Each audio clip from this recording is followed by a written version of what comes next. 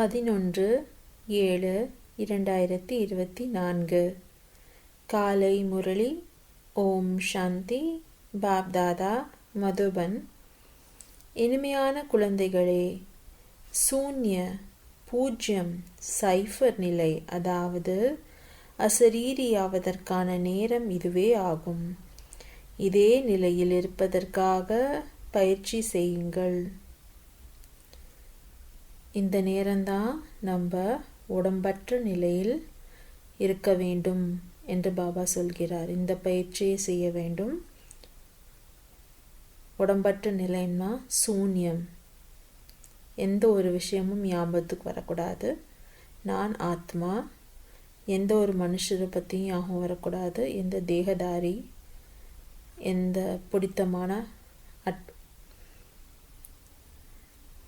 பிடித்தமான விஷயங்கள்லையும் மனசு வசியாகக்கூடாது. பாபா மற்றும் நான் இந்த நிலையிலிருந்து சூன்யமாகணும், அதாவது அசரீரி ஆவதற்கான பயிற்சி. பாபா அசரீரியாக இருக்காரு, நம்மளும் அதே அசரீரியாகி வீட்டுக்கு திரும்ப வேணும். அதனால் இந்த நிலையை பயிற்சி செய்ய சொல்கிறார் பாபா. அதாவது எனக்கு உடம்பே இல்லை, அந்த மாதிரி ஒரு நிலையில் இருக்க முயற்சி செய்யுங்க. கேள்வி: அனைத்தையும் விட உயர்ந்த குறிக்கோள் எது? அதன் பிராப்தி எவ்வாறு ஏற்படும்? உயர்ந்த குறிக்கோள் எது? அதோட பிராப்தி எவ்வாறு ஏற்படும்? குறிக்கோள்னா இங்கிலீஷில் எய்ம் அப்படின்னு சொல்லுவாங்க. குறிக்கோள், அந்த குறிக்கோள் உயர்ந்ததிலும் உயர்ந்த குறிக்கோள் எது? அதை எப்படி அடைய முடியும்? எவ்வாறு அது பிராப்தியாகும்? பதில்: முழுமையாக குற்றமற்ற தூய பார்வை உடையவர்களாக ஆவது. இதுவே உயர்ந்த குறிக்கோள் ஆகும். கர்ம இந்திரியங்களில் சிறிதளவு கூட சஞ்சலத்தன்மை வரக்கூடாது. அப்பொழுதுதான் சம்பூர்ண சிவிலைஸ்ட், முழுமையாக தூய்மையான பார்வை உடையவராக ஆக முடியும்.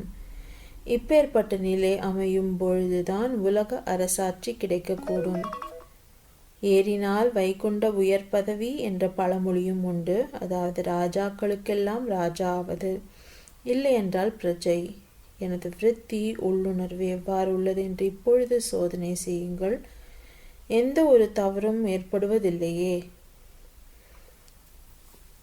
அதாவது பாபா கோருகிறார், உயர்ந்ததிலும் உயர்ந்த குறிக்கோள் என்னவாக இருக்கும் என்றால் சிவிலைஸ்ட். நம்ம பார்க்கறது ஆத்மாவை மட்டும்தான் நம்ம பார்க்கணும். அதாவது புருவ மத்தியில் உள்ள அந்த ஆத்மாவை பார்க்கணும். உள்ளுணர்வு நான் ஒரு சகோதர ஆத்மா, நான் ஒரு சகோதர ஆத்மாவை பார்க்குறேன், அவங்களுக்கு சகோதர ஆத்மா கிட்ட நான் பேசுகிறேன். இந்த பயிற்சி தான் இருக்கணும். நான் ஒரு ஆத்மா, நான் ஒரு சகோதர ஆத்மா, நான் சகோதர ஆத்மாவை பார்க்குறேன், நான் சகோதர ஆத்மா கிட்ட நான் பேசுகிறேன். ஸோ இந்த பயிற்சி மட்டுமே எப்பவும் இருக்கணும். வேற ஐஸ் கிரிமினல் ஆயிடக்கூடாதுன்னு பாபா சொல்கிறார். ஐஸ் எப்போவுமே சிவில் ஐஸ்டாக இருக்கணும். அதாவது நம்ம பார்வை தூய்மையாக இருக்கணும். ஏன்னா ஆத்மாங்கிறது எப்போவுமே பாயி சகோதர ஆத்மா. ஆத்மானாவே எல்லா ஆத்மாக்களும் சகோதரர்கள் தான். உயர்ந்த கடவுள் மட்டுமே தந்தை. உயரத்தில் இருக்கும் அந்த பரந்தாமத்தில் இருக்கும் தந்தை மட்டுமே கடவுள். மித்த எல்லா ஆத்மாக்களும் பாய்கள். அதில் எந்த வித்தியாசமும் கிடையாது. ஆகையால் நம்ம பார்க்க வேண்டிய விஷயம் ஒரே ஒன்று, புருவ மத்தியில் இருக்கிற அந்த புள்ளி, ஒளி புள்ளியை மட்டுமே நாம் பார்க்க வேண்டும். அந்த ஒளி புள்ளி தான் அந்த சகோதர ஆத்மா. நான் ஒளி புள்ளி தான் ஆத்மா. நான் தான் அந்த ஆத்மா, ஒளி புள்ளி, சகோதர ஆத்மா. அதே போல் நான் அந்த சகோதர ஆத்மாவை நான் பார்க்கிறேன். அந்த ஆத்மாவுக்கு நான் சகோதர ஆத்மா, எனக்கு அவர் சகோதர ஆத்மா. ஸோ அந்த சகோதர ஆத்மாவை நான் பார்க்கிறேன். ஸோ அந்த சகோதரன் அந்த பயிற்சி வரும்போது அவ்வளோ அன்பை தவிர வேற ஒன்றுமே நம்ம வெளிப்படுத்த மாட்டோம். ஓம் சாந்தி. தாரணைக்கான முக்கிய சாரம். 1. தங்களை முன்னேற்றிக் கொள்வதற்காக ஒவ்வொரு அடியிலும் இவ்வாறு சோதித்து கொள்ள வேண்டும். இன்றைக்கு ஆத்மாவாகிய என்னுடைய உள்ளுணர்வு எப்படி இருந்தது? கண்கள் சிவில் தூய்மையாக இருந்தனவா? தேக அபிமானத்திற்கு வசப்பட்டு என்ன பாவம் செய்தேன்? பாபா நம் முன்னேற்றத்தை செக் பண்ண சொல்கிறார். ஸோ நம்ம முன்னேற்றத்தை நம்ம எப்படி செக் பண்ணுறோம்? ஒவ்வொரு அடியிலும் இந்த 3 விஷயங்களை கண்டிப்பாக சோதனை செய்யணும். 1, என்னோட உள்ளுணர்வு எப்படி இருக்குது? நான் ஆத்மா, என்னோட உள்ளுணர்வு எப்படி இருக்குது? இது நான் இந்த கேள்வியை கேட்கணும். 2வது, என்னோட கண்கள் தூய்மையாக இருந்துச்சா? நான் பார்க்குற பார்வை ஆத்மாவை மட்டும்தான் பார்த்தனா, இல்லை வேறு எந்த விஷயத்தெல்லாம் நான் உடம்பை பார்த்தனா, இல்லை வேறு எதெல்லாம் பார்த்தேன், இந்த மாதிரிலாம் செக் பண்ணணும். ஸோ நான் ஆத்மா மட்டும்தான் பார்த்தனா, இல்லை நான் தூய்மையாக இருக்கேன், கண்கள் தூய்மையாக இருந்துச்சா, இல்லை தப்பு செஞ்சிச்சா? ஸோ அப்படின்னு செக் பண்ணிக்கணும். கண்களை செக் பண்ணணும், உள்ளுணர்வை செக் பண்ணணும், மற்றும் பாவங்களை செக் பண்ணணும். நம்ம பாவங்கள் செக் பண்ணாதான் நம்ம திருப்பி அந்த பாவத்தை செய்யாமல் இருப்போம். ஸோ பாவங்கள் எதனால உருவாகுது? முதல்ல தேக அபிமானத்தினால்தான் பாவங்கள் செய்யப்படுது. ஸோ அந்த தேக அபிமானம் இருந்துச்சா? அந்த தேக அபிமானத்தினால நான் என்ன பாவம் செஞ்சேன் அதை நோட் பண்ணணும், செக் பண்ணணும். ஸோ அந்த 3 விஷயத்தையும் ஒரு அடியிலையும் ஒரு ஸ்டெப்லையும் நம்ம கர்மம் பண்ணாமல் இருக்கவே முடியாது. ஒரு செகண்டும் கர்மம் செய்யாமல் இருக்க முடியாது. எதர் எண்ணத்தில் கர்மம் செய்வோம், இல்லை சொல்லில் செய்வோம், இல்லை செயலில் செய்வோம், இல்லை நடப்போம். எல்லாமே கர்மங்கள். நடக்கிறது, உட்கார்றது எல்லாமே கர்மங்கள். அப்படி ஒரு செகண்ட் கர்மம் இல்லாமல் இருக்கவே முடியாது. இந்த உடம்புல இருக்க வரைக்கும், இந்த உலகத்தில் இந்த உடம்புல வாழ்கிற வரைக்கும் நம்ம கர்ம பூமி, கர்மம் செய்யாமல் இருக்க முடியாது. அந்த ஒரு கர்மம் ஒரு அடியிலையும் நம்ம புத்தியில் நினச்சா கூட அது ஒரு கர்மம். புத்தியில் பார்த்தா கூட நம்ம உணர்வுகளான அந்த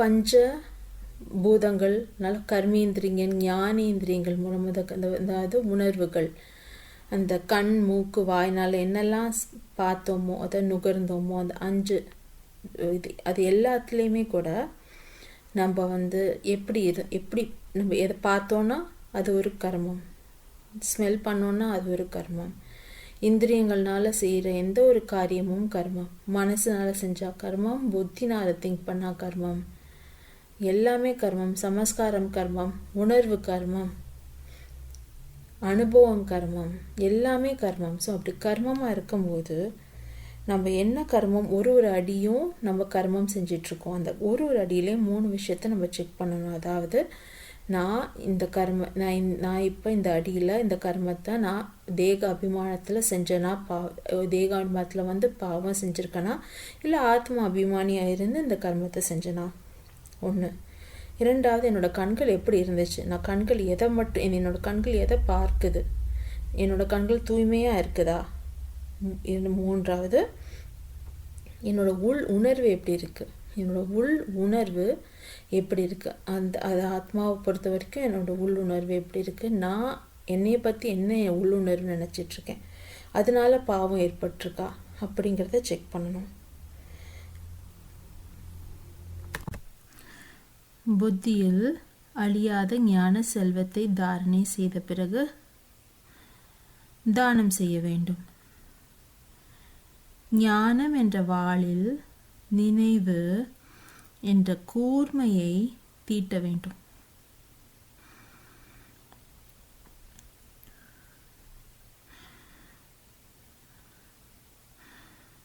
முதல்ல நம்ம தானம் செய்கிறதுக்கு முன்னாடி நம்ம புத்தியில் அதை தாரணை செஞ்சதுக்கு அப்புறம்தான் தானம் செய்யணும். ஞானத்தை நினைவு என்ற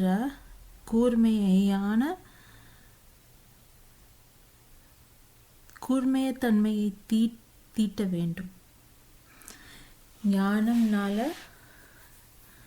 ஞானம்ங்கிறது ஒரு வாள். அந்த வாளுக்கு கூர்மை, ஷார்ப்னஸ் கொடுக்கறது எது? நினைவு. ஸோ அந்த வாளுக்கு ஷார்ப்னஸ் கொடுக்கறது நினைவு. அதனால் ஞானத்தோட நினைவு நம்ம வச்சுக்கிட்டே இருந்தோம்னா ஞானம் பவர்ஃபுல் ஆயிரும். ஸோ அப்புறம் அந்த ஞானத்தை தாரணை செஞ்சதுக்கப்புறம்தான் பிறகு நம்ம தானம் செய்ய வேண்டும்.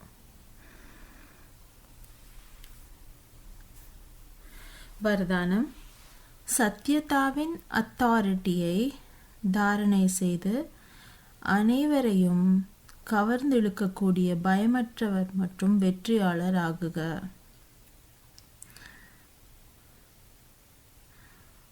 குழந்தைகளாகி நீங்கள் சத்தியத்தின் சக்திசாலி சிரேஷ்ட ஆத்மாக்கள். சத்தியமான ஞானம், சத்தியமான பாபா, சத்தியமான பிராப்தி, சத்தியமான நினைவு, சத்தியமான குணம், சத்தியமான சக்திகள் அனைத்தையும் பெறக்கூடியவர்கள். சத்தியத்தின் அத்தாரிட்டி தான் ஒவ்வொரு ஆத்மாவையும் கவர்ந்தெழுக்கக்கூடியது என்று இந்த மிகப்பெரிய அத்தாரிட்டியின் போதை இருக்க வேண்டும். பொய்யான கண்டத்திலும் சத்தியத்தாவின் சக்தியில் இருப்பவர்கள் வெற்றி அடைவார்கள். மகிழ்ச்சி மற்றும் பயமற்ற தன்மைதான் சத்தியத்தாவின் பிராப்தியாகும். சத்தியம் பேசக்கூடியவர்கள் பயமற்று இருப்பார்கள். அவர்களுக்கு பயம் என்பது ஒரு போதும் இருக்காது. பாபா சொல்றாரு. வரதானம். அழகான பொய்யான கண்டத்திலுள்ள இருப்பவர்களுக்கான இந்த வரதானம், அதாவது அழியக்கூடிய கண்டத்தில் இருப்பவர்கள், அதாவது டபுள் ஃபாரினர்ஸ் கான வரதானம். பாரத கண்டம் அழியாதது, பாரத தேசம் அழியாதது, அது உண்மையான தேசம். ஆனால் பொய்யான கண்டத்தில் வாழ்கிறவங்க, அதாவது ஆப்பிரிக்கா, அமெரிக்கா, ஆஸ்திரேலியா, அவங்கெல்லாம் கண்டம், அது ஒரு கண்டம். ஆனால் அது நிரந்தரமான கண்டம் கிடையாது. அது அழியக்கூடிய கண்டம், பொய்யான கண்டம் அது. அதனால் அங்கே வாழ்கிறவங்களுக்கு கூட வெற்றி மற்றும் மகிழ்ச்சி இருக்க முடியும். இப்படி சத்தியத்தா பிராப்தியாச்சுன்னா அவங்களுக்கு வெற்றியும் மகிழ்ச்சியும் அங்கே கூட அவங்களால அனுபவிக்க முடியும். அவங்களுக்கு பயம் என்பது சுத்தமாக இருக்காது. ஏன்னா அவங்க சத்தியத்தில் வாழ்கிறாங்க. அவங்களுக்கு சத்தியமான பிராப்தி கிடைக்கிது பாபா மூலியமாக. சத்தியமான ஞானம், சத்தியமான பாபாவே அவங்களுக்கு கிடைச்சிருக்கு. சத்தியமான நினைவு செய்கிறாங்க. ஏன்னா அவங்க தான் சத்தியமான தேவி தேவதாவாக இருந்தவங்க. முதல்ல சத்தியமான நினைவு, சத்தியமான குணம் உள்ளவங்க, சத்தியமான சக்திகள் உள்ளவங்களாக இருந்தாங்க. ஸோ அது அனைத்தையும் பெறக்கூடியவர்கள், அந்த நினைவில் இருக்கிறவர்கள், அவர்கள்தான் சத்தியத்தாவின் அத்தாரிட்டி என்று பாபா சொல்கிறார். அந்த மாதிரி சத்தியத்தாவின் அத்தாரிட்டியாக உள்ளவங்க எல்லா ஆத்மாக்களையும் கவர்ந்து இழுக்கக்கூடியவர்களாக இருக்கிறார்கள். அதனால் அந்த மாதிரி சத்தியத்தாவின் அத்தாரிட்டியை பெற்றவங்க போதையில் இருக்கணும். அவங்களுக்கு வெற்றி மற்றும் மகிழ்ச்சி கண்டிப்பாக இருக்கும், கிடைக்கும். அதனால் அவங்க பயம் என்பது கூடவே கூடாது. அழகான ஸ்லோகன். நேர்மறையான எண்ணங்கள் மற்றும் சக்திசாலியான உள்ளுணர்வு தான் வாயுமண்டலத்தையே மாற்றக்கூடிய சாதனமாகும். ஸ்லோகனில் நேர்மறையான எண்ணங்கள். இப்போது எல்லாருக்கும் எண்ணங்கள் நெகட்டிவாக இருக்குது. என்னால் முடியாது, செய்ய முடியாது. ஏன்னா ஆத்மா பவர்லெஸ்ஸாக வீக்காக இருக்கனால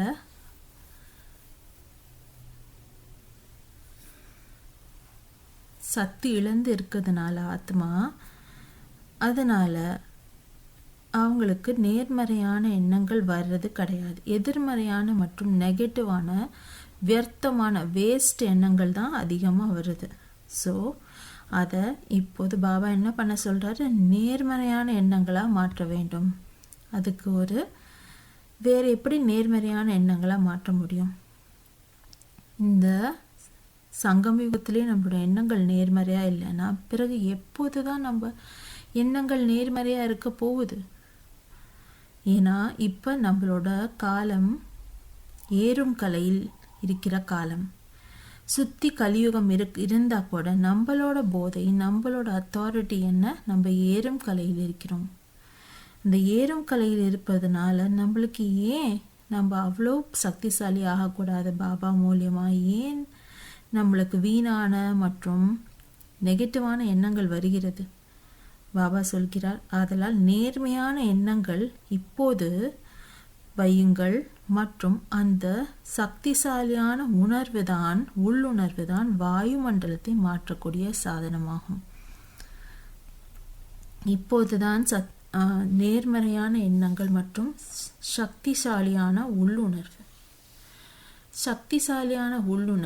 உள்ளுணர்வுனா இங்கிலீஷில் ஆட்டிடியூட் எப்படி இருக்க வேண்டும்? உள்ளுணர்வு பாயி என்ற உள்ளுணர்வு. நான் சகோதராத்மா, மற்ற எல்லாரும் சகோதராத்மாக்கள். இந்த பாவனையிலேயே, இந்த ஃபீலிங்லேயே நம்ம இருந்தோம்னா உலகத்தில் உள்ள அனைத்து ஆத்மாக்களும் சகோதராத்மாக்கள். நான் சகோதராத்மா. ஏனென்றால் நாம் ஆத்மாக்கள் பரமாத்மாவின் பிள்ளைகள். ஆத்மாக்கள் என்றால் பரமாத்மாவின் பிள்ளைகள் என்றால் சகோதரர்கள். சகோதர பாசம் கண்டிப்பாக வரும். ஆகையால் யாருடைய சமஸ்காரம் எதுவாக இருந்தாலும் சரி, நாம் அவர்களை சகோதர பார்வையினால் தான் பார்க்க வேண்டும். சகோதர பார்வையுடன் தான் பார்க்க வேண்டும். ஏனென்றால் அவர்கள் ஆத்மாக்கள். எப்படி மனித ஆத்மாக்கள்லே நம்மளால் சகோதரர்களாக பார்க்க முடியல என்றால், மிருகங்கள் அவங்களுக்குள்ளேயுமே ஆத்மாக்கள் இருக்கு. அவங்களெல்லாம் நம்ம எப்படி பார்க்க போகிறோம்? வெறுப்போடு தானே பார்ப்போம் நம்ம. ஆமாம், நம்ம மனிதர்களையே நம்ம வெறுப்போட பார்த்தோன்னா, அவங்க மனிதர்கள் நம்மளுக்கு சமமாக சகோதர ஆத்மாவாக இருக்காங்க. அவங்கள நம்ம வெறுப்போடு பார்க்கலாமா? ஏனென்றால் எல்லாரும் மனித ஆத்மாக்கள் எல்லோரும் கடவுளின் குழந்தைகள். ஆகையால் நாம் அந்த அன்பிலேயே நிரந்தரமாக அந்த உள்ளுணர்விலேயே இருக்க வேண்டும். இது மட்டும்தான். அனைவரும் இந்த உள்ளுணர்வுடன் இருந்தோம் என்றால், அனைத்து பிராமண ஆத்மாக்களும் இந்த உள்ளுணர்வோடு இருந்தோம் என்றால், கண்டிப்பாக இந்த வாயுமண்டலம் சக்திசாலியானதாக மாற்ற முடியும். இந்த வாயுமண்டலம் மிகவும் அழுக்காகவும் அசுத்தமாகவும் அசுத்த எண்ணங்களும் கூடிய பொல்யூட்டாக உள்ளது. பொல்யூஷன் நிறைய உள்ளது. ஸ்தூலமான பொல்யூஷன்கிறது கார் மூலியமாக, பெட்ரோல் காரோட அந்த ஸ்மோக் மூலியமாக வரும் பொல்யூஷன், அது ஸ்தூல பொல்யூஷன். ஆனால் இது சூக்ஷ்ம பொல்யூஷன் சொல்கிறோம். ஏன்னா அந்த வாயுமண்டலம் ஃபுல்லாக சூக்ஷ்மத்தில் பயங்கரமாக அஃபெக்ட் ஆகிருக்கு. காமம், குரோதம், லோபம், மோகம், அகங்காரம், பொறாமை, வெறுப்பு, சோம்பேறித்தனம், தமோ பிரதான குணம், இந்த மாதிரி ஏமாற்றம், சோம்பல்,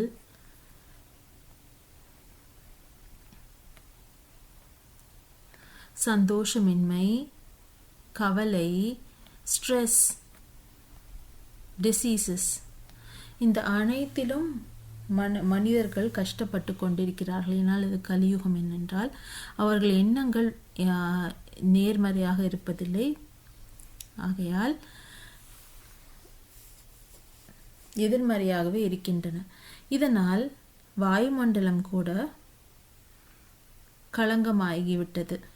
ஆகையால் இந்த வாயுமண்டலத்தை மாற்றக்கூடிய நம் பிராமண ஆத்மாக்கள் மட்டுமே எப்படி இந்த வாயுமண்டலத்தை மாற்ற முடியும்? நம் தூய்மையான மற்றும் சக்திசாலியான உள்ளுணர்வால் மற்றும் நேர்மறையான எண்ணங்களின் மூலமாகத்தான் இந்த வாயுமண்டலத்தை நாம் மாற்ற முடியும். ஆகவே அனைவரும் கூடி இந்த வாயுமண்டலத்தை மாற்றுவோம். ஓம் சாந்தி.